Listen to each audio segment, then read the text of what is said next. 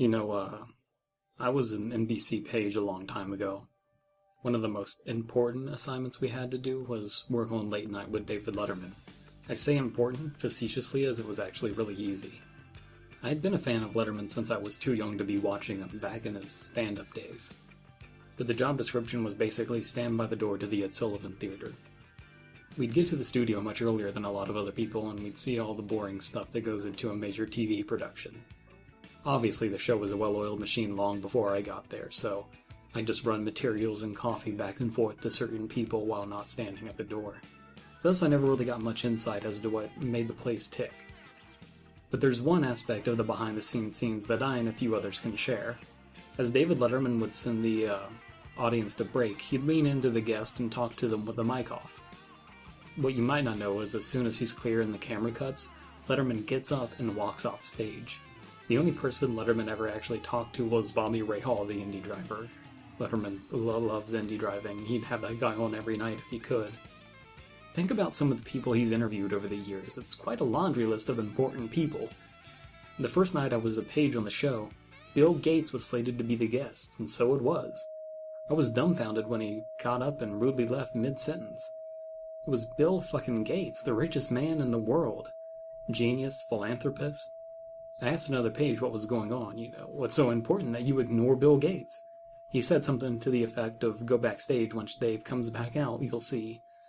Meanwhile, they had Bill Gates take a picture holding a picture of Letterman's dog, which I found out was a tradition that they had.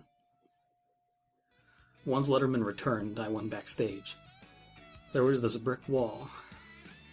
Written in Sharpie were tons of methodically written statements such as, I hate my life, I'm washed up, this show sucks, etc., etc.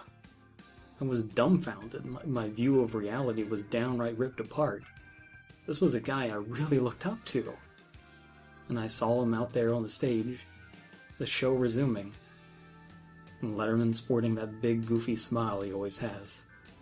Just reading those messages in that part of the studio the audience isn't supposed to see gave me a headache. The next night was the same deal.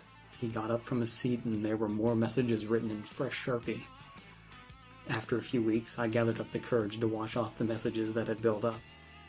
When the other pages found out what I was doing in an attempt to deny my hero was intensely sad, they simply said it didn't matter. And lo, Letterman continued writing those messages as if nothing happened. The messages got worse. Things like, I'll never be that funny guy again. I used to be a comedian. I'm punching down at the little guy. And then, I started seeing it.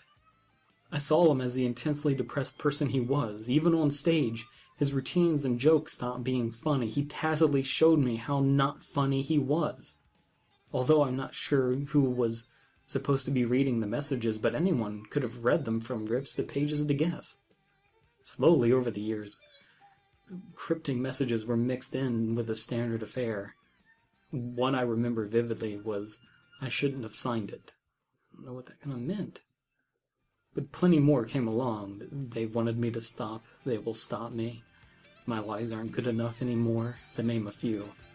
I stopped working there around 98, so before his heart surgery. I hope he found closure.